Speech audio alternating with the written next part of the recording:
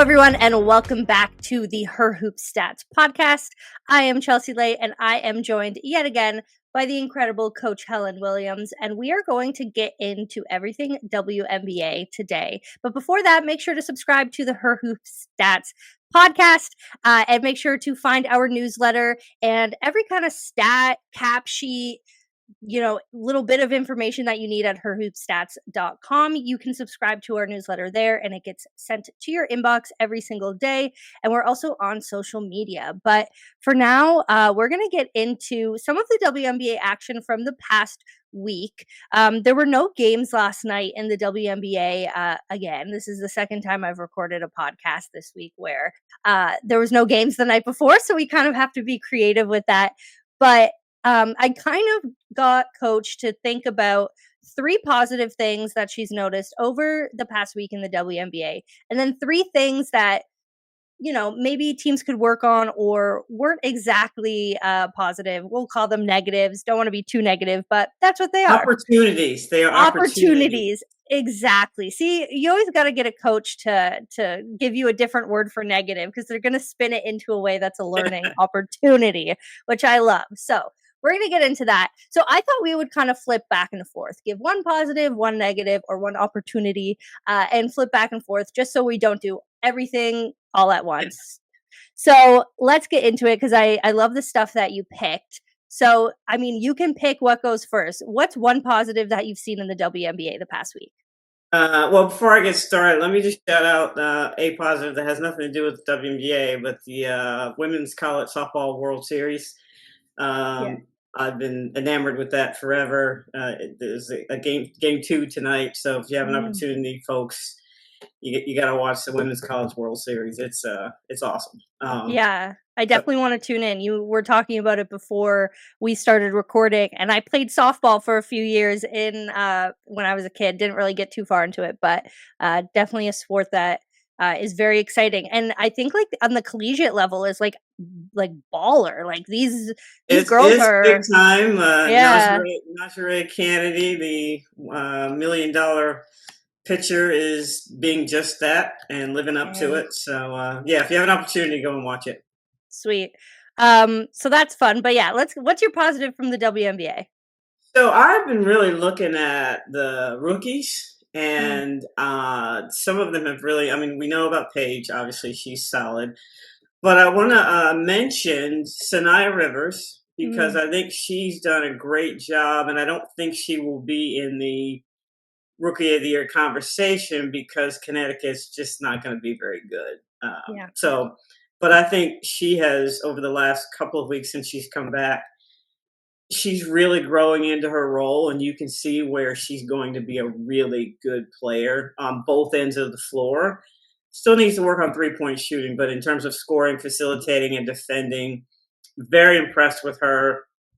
The Nye young lady from Vegas is getting more time. Yes. I remember her from when I did her NCAA tournament game, Alabama. Very good shooter, also a good defender, long arms, and can play both ends of the floor. She's starting to get more time. Her running mate, Liz Kitley, I think is going to be good. Very impressed with her. She's just got to learn not to foul out. Rookies have to learn what's a foul and what's not, or in some cases, how to get away with fouls. So she's got to make sure that she learns that end of the floor. And then the one that we all know about, but I was really impressed with, was Kiki Iriafen. Yeah. And I'm so happy that she got Rookie of the Month for May. And part of it is because before she got drafted, and this made me so mad, there were so many people that were talking about parts of her game that were knocking parts of her game, saying she couldn't do this and she couldn't do that. And as a coach, I was getting upset because they were using analytics. And I'm like, you're not looking at what I'm looking at. Did you look at more than just the numbers? And of course, she's come in and done a great job, but that was always there. And so I was a little frustrated and mad that people were saying, well, she won't go high because she can't do this in the mid-range, and she can't do this, and she can't do that. I'm very impressed with her. So I start my positive with the youngins today. Yeah, I mean, Kiki Iriafen, like you said, won Rookie of the Month for May. She is the first rookie since Asia Wilson to start her career with double-figure scoring in 8 straight games, and she's also averaging a double-double, through the month of May, averaging 13.9 points per game and 10.1 rebounds. So, I mean, obviously, like you said, we're not looking just at the statistics, but on a team where their front court depth on the Mystics, they have quite a lot of good front court players.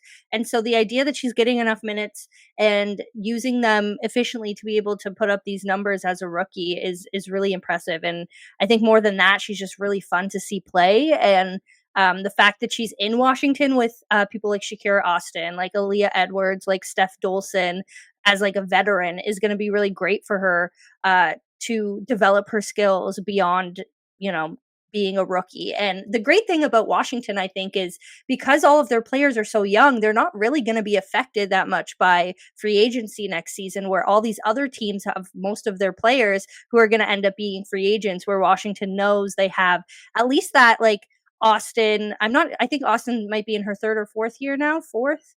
Anyway, she's coming to the end of her rookie, but Aaliyah Edwards is in her second year. Kiki Iriafen and Sonia Citron are in their first year. Georgia Amore is hopefully going to come back and be able to impact. So they kind of know what their roster is going to look like beyond this year, which is rare, given the situation. They will not be part of that. I think the last thing I heard was approximately 80% of the WNBA players are going to be free agents. So I'm sure we will have we may have to have more than one show, one in Yeah. the morning, one in the evening, Yeah. during the process. But yeah, I think they've done a good job, and Kiki Iriafen and Sonia Citron, they need to get T-shirts that say "Unafraid and unbothered," Yeah. because they've been great. But they do have some great veterans to learn from, and Shakira Austin is starting to be a little bit more effective, getting more time, and I've always thought she was going to be a really good player anyway. Yeah, exactly. So, switching from that positive, what's I guess we'll word it, what's an opportunity that a team can try to work towards after this week? Well, all teams, but a couple of teams, points in the paint allowed. Mhm. Seattle, I forget who they played, but they allowed 52 points in the paint. Indiana allowed 48 points in the paint. I think that was against the Mystics. Mm. And so a lot of that has just been teams allowing players to just drive downhill, and it isn't all your traditional paint points with post players. It's getting through the teeth of the defense and getting downhill and getting to the basket, and then getting to the free throw line. And those two teams in particular caught my eye last week in terms of what they were allowing. And as I've said before, conceptually, it's not a hard problem to fix, but it is something that both those teams need to work on. Yeah, for sure. And I mean, we're at a point where a lot of the top players in the league are these very defensive minding post players too. You think about Asia Wilson, you think about Nafisa Collier, Jonquil Jones, all these like big players who are making it hard to be able to score in the paint. So that kind of makes sense when you think about it. But I mean, what in your mind, what's the first thing you do to kind of quick fix that situation? It really is all about, well, two things. One, take good shots and make shots so that you Mhm. have time to get back in transition. But communication, because anytime you come back in defensive transition, you're probably going to be at a disadvantage and vulnerable. And even if you have the numbers, you have to make sure that you match up. There's five of them, five of us. The communication part is really key. And for some teams, especially when you look at Indiana, they've had so many injuries that they've got different combinations that are playing. And so that plays into it too. I'm not saying that they aren't playing any defense at all, but it's just something that I think is an opportunity, and it has to do with having players that play together for an extended period of time. You sort of get your own language, body language, nonverbal, verbal, and you can make sure that people are matched up. Even if you have mismatches, you can bring help or whatever. And so those are the two things that I think, if you make your shots, you have time to get back, so there's not a disadvantage. But if you don't make your shots, you definitely need communication. Yeah, for sure. I mean, I feel like that's such an aspect to everything, not just outside of what like the specific part of the game we're talking about right now. So, Let's move on again. So let's flip back to positives now. So we talked about the rookies. What's the next thing that you've noticed? The bench for the Liberty. Mm. I said in our first show that I thought they had the best bench in the league, and Connecticut people are not going to be happy with me, but I was actually excited that there was such a big gap because that would mean I'd get to see their bench players play an True. extended amount of time. And it did nothing but confirm that I think they do have the best bench. I think they have a bench that could conceivably compete with some first five of some teams that aren't in the top echelon of the WNBA. But you look at Burke, you look at not Thebich, Johannes, you look Mhm. at Rebecca Gardner, Mhm. you look at Sabali, you look at Harris. It really is a number two team. You could play them against some other teams for an extended period of time, and they did nothing but confirm what I thought at the beginning of the season. Yeah, I mean, that game against Connecticut was fun. I mean, the Connecticut people might not, appreciate the fact that we thought so highly of that game, but it was just, like, completely I don't know, it's just sometimes fun to see that dominant energy happening and from a team like, we all know it's hard to repeat a championship, but when a team is coming out with this much energy, this much excitement, this much hunger, I think that's something we talked about last week, is that they have hunger to want to win again, and that they want to maybe I was talking about this with Tyler, though. I've done so many podcasts this week, I don't know who I was talking about with what. You're all But over. yeah. So, anyway, but at some point we were talking about the fact that New York, despite the fact that they've won a championship, they've been one of the top teams in the league for a few years, they still have that hunger to come out every day and compete. And even when you're playing a team like Connecticut that you know you have the advantage on paper, but are still able to come out and for 40 minutes dominate and not just kind of like take your foot off the gas because you're like, oh, okay, we don't have to try as hard this time. No, you got to completely still play a 40-minute game no matter who your opponent is. And they're just, I mean, I'm scrolling down. So on Her Hoop Stats, if you go into our team page statistics, they have it. So in every category, they show what team, like, for example, I'm on the New York page right now. They show where New York ranks in basically every statistical category. And like, there's so many. There's at least like 40 or 50 categories here. And I'm going down and it's like New York's like one, one, one, two, one, two. Like, there's a few things where they don't rank as well. One thing is rebounding, they're not doing as well in, and two pointers. And other than that, like they're I see one, too when two. you're making threes. I mean, come on. Yeah, exactly. When you have people like Sabrina Ionescu on your team and, Brianna Stewart and even Jonquel Jones can shoot from three, I mean, might as well, right? So yeah, and so when you go down this line, they're ranking at least in the top 3, if not like top 5 or 6 in most of these categories. And so, I mean, that just goes to show if you're a statistical minded person, like a lot of us here are, they're just dominating through the first like 7, 8 games. I think right now they're 7-0. They play again as we're recording tonight on Thursday. So we'll see if they're still undefeated on Friday. But yeah, they're just absolutely dominating. Yeah, I love it when the numbers validate my gut feelings and my eyes. Yes, Um, exactly. but if you're going to repeat as a champion, you've got to be healthy, you've got to be Mhm. hungry, and you've got to be whole. And right now, the Liberty are all three of those for the most part. And the question is, can they have enough luck that that's going to last throughout the season? Yeah, exactly. And thinking about the top teams in the league right now, you have New York, who has this deep bench. You have Minnesota, which the same argument can be made that they have an extremely like They do. They efficient do. They're bench. they're they're 1A right there Yeah, for me.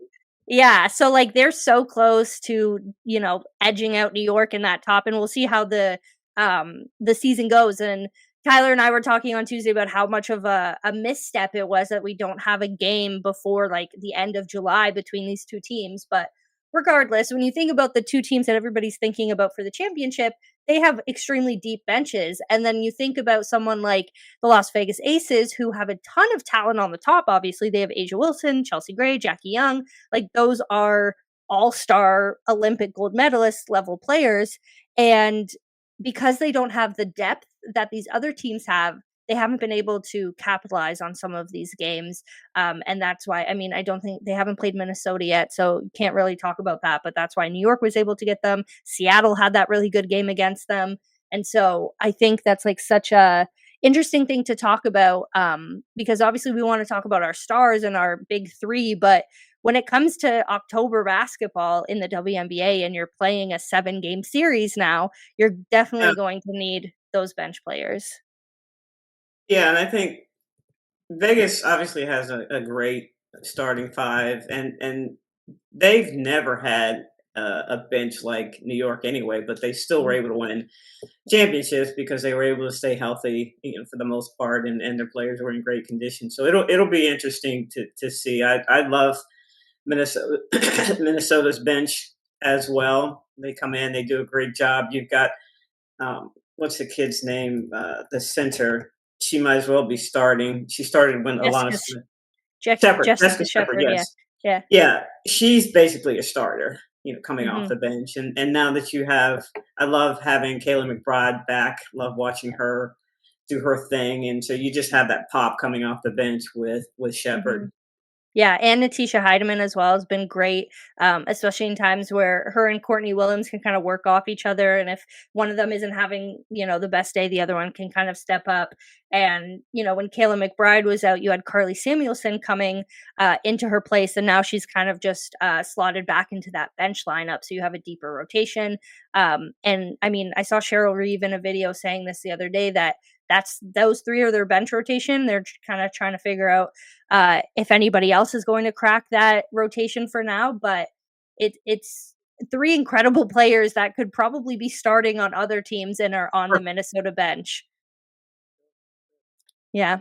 All right. Well, we talked about the New York's bench, so let's flip back to a nice opportunity that these people can be taking advantage of. So, what's your next point here?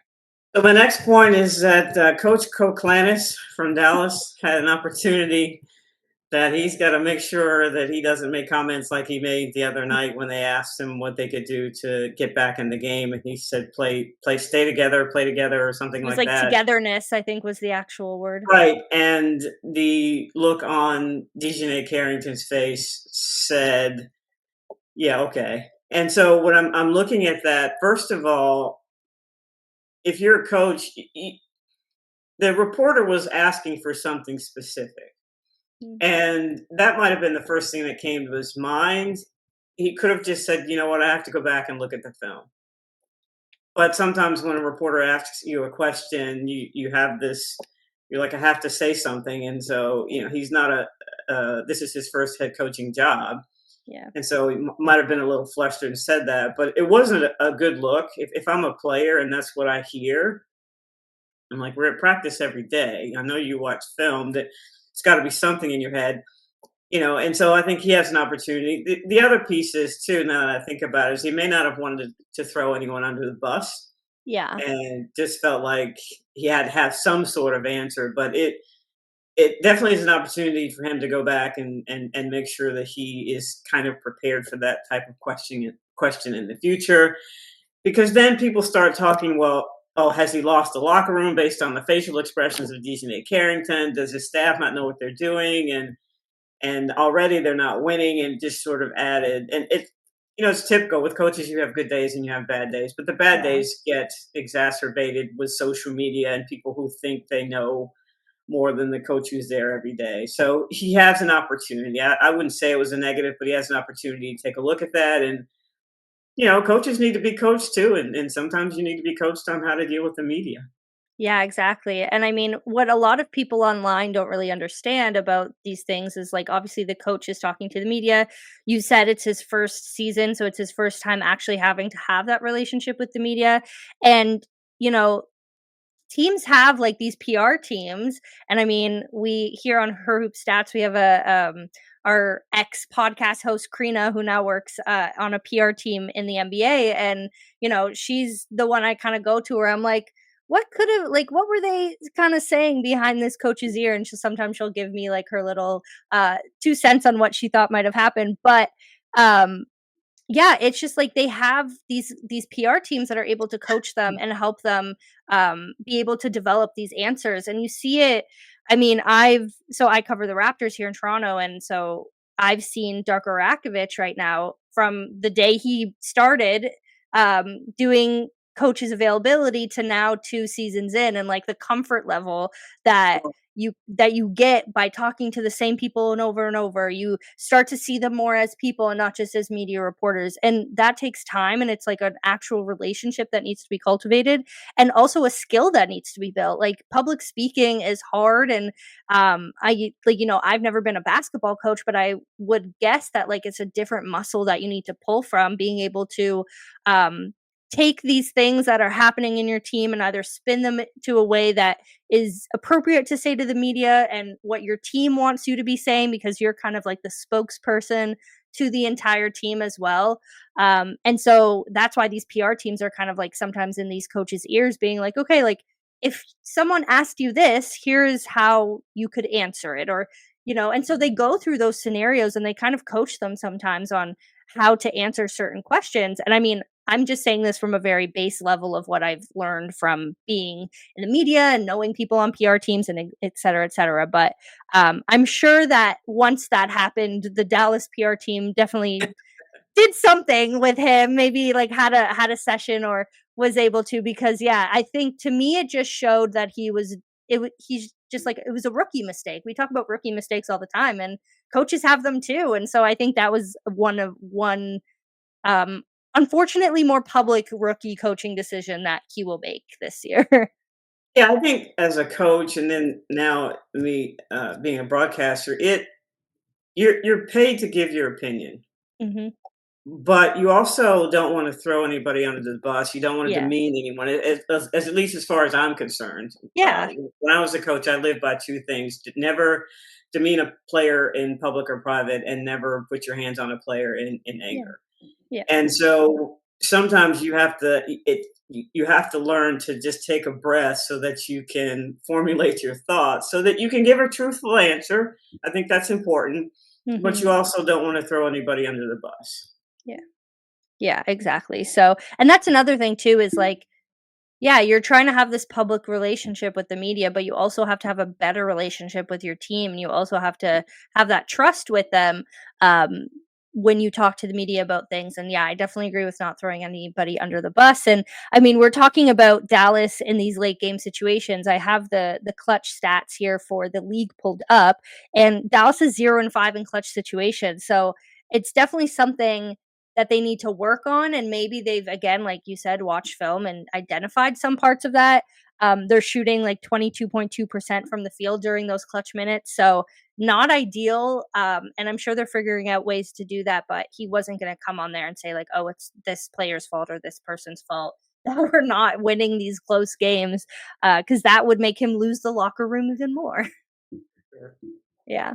All right, let's flip back to more positive things. What's your last positive that you've seen this week? Atlanta Dream as Mm, a whole, I think mhm. they're playing really well. I think the coaches are using the players in the right situation.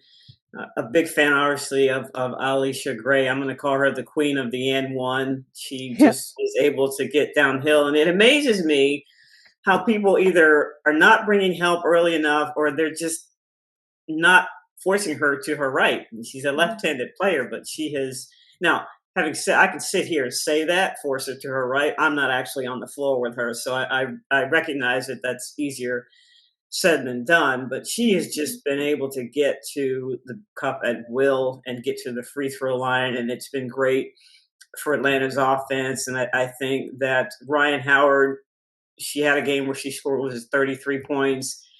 It was almost like, okay, you guys think I can't score. Trust me, I can score when I need to. But I think she's, again, I've said before, just doing whatever the team needs. And at that particular game, that's what they needed from her. And I like the way that they are interchanging Brittany Griner and Brianna Jones, depending on the team that they're playing, right? If you need a little bit more lateral movement, you need to spread the floor a little bit, you're going to use Brianna Jones. But if you need an enforcer in there and you just need to pound it inside, then you play Brittany Griner. And I think they've done a really good job of deciding which of those to play when, and a few times they've played them together as well.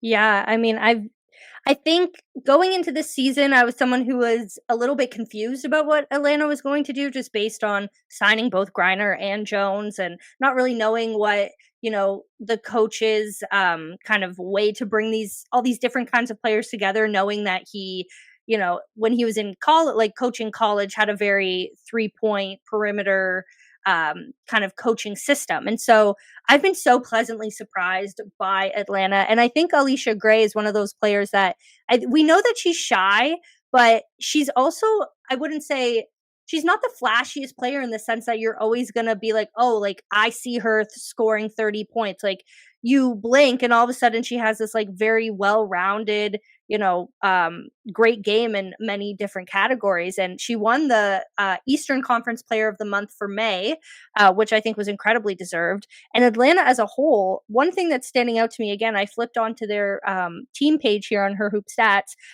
They're ranking second overall in the league for points per game, which is huge. But they're also ranking, I think it's, let me find there's so many stats here. They're ranking second in the league as well for least turnovers per game. So they're also taking care of the ball, which is huge. And I think, obviously we've seen teams like Minnesota be able to thrive even when they're getting a ton of turnovers, or they're making a ton of turnovers, I guess would be the right way to say it. But yeah, the fact that Atlanta is able to take care of the ball, be able to score that much, and are kind of, maybe they had a little bit of a fluke early on in the season, but now they're 5-2 and they're third in the league behind those two like juggernaut teams that we've been talking about. So just, some great statistical things from them that are really just showing that they have the basics lined down, which last week we were talking about, making sure we go back to the basics and keeping those in mind, despite the fact that, sometimes more flashier things are more exciting.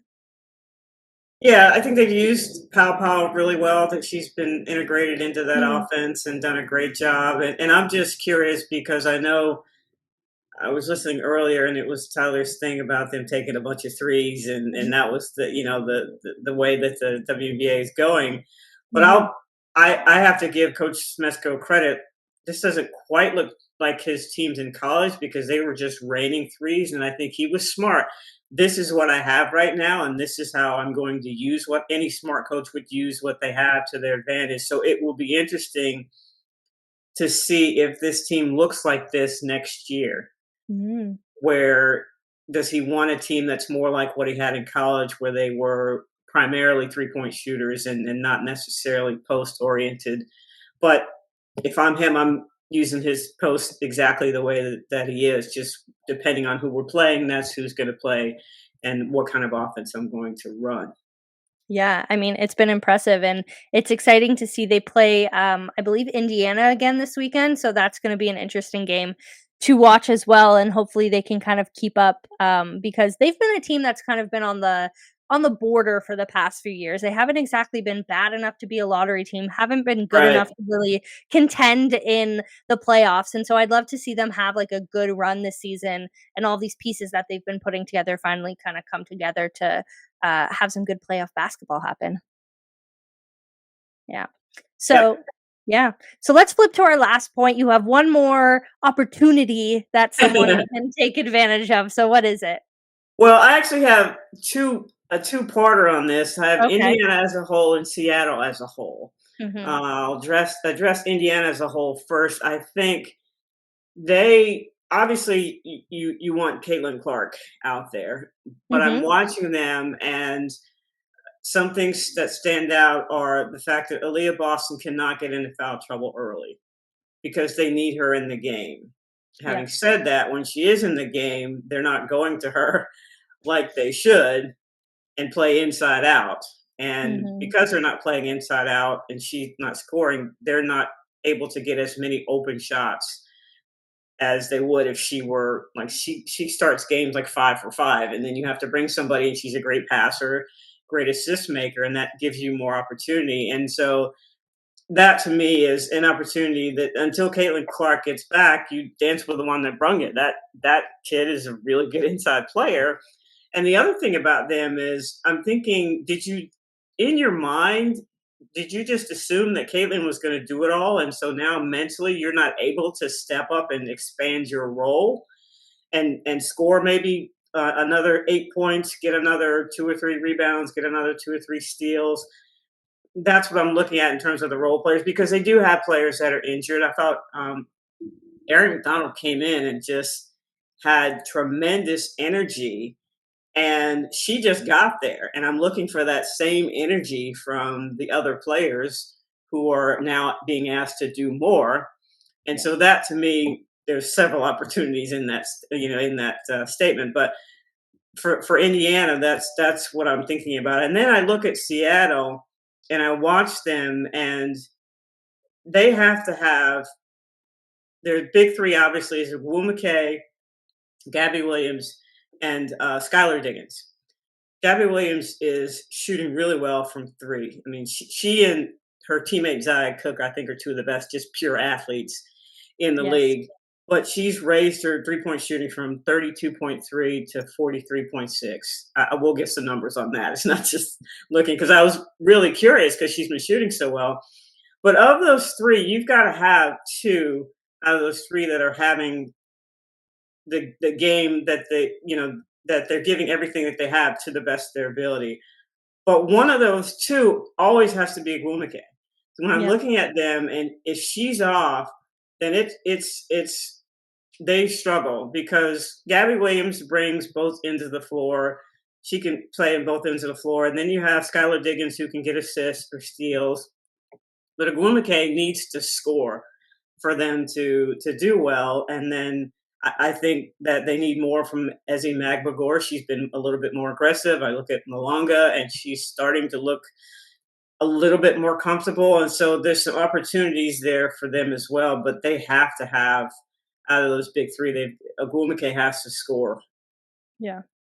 Yeah, I mean, it's true. Seattle kind of has been rocky, obviously both on and off the court from, things that we're At seeing, least, but yes. yeah. But yeah, I agree with your take on Gabby Williams, especially, like, is able to make such an impact on the floor. And Skylar Diggins definitely has, like, her days where she scores, higher or lower, but can also assist and defend. And NECA, I feel like there's times where she's playing like 100%, and then there's times where she's not giving enough. And when, like you said, like, when you need that from her in order to win, it's a lot of pressure, but it's also just like she's such a tried and true vet that I wouldn't be surprised if she can do that. What's the word? Consistently. Yeah, I So will yeah, say that in order for her to do that, though, some other folks have to pick up their games yeah, so that she doesn't get double teamed, and mm, every time she yeah, touches the ball, it's like bees to honey. And so it's not just that she's not doing what she's supposed to do. That's not what I meant. What I meant is that yeah, they do need for her to score. It's not yeah. like I don't think she's not trying or she's not playing hard. No, It's yeah, just yeah, that when she doesn't score, they really struggle. yeah.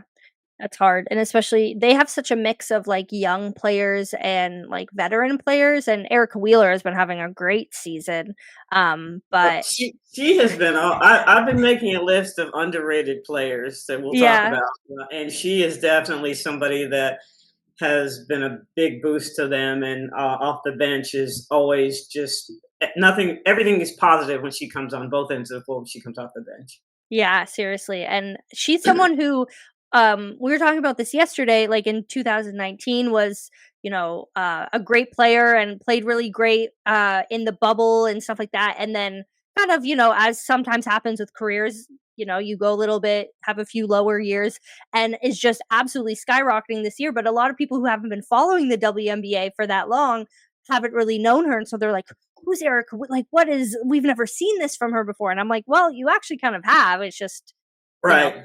it was before."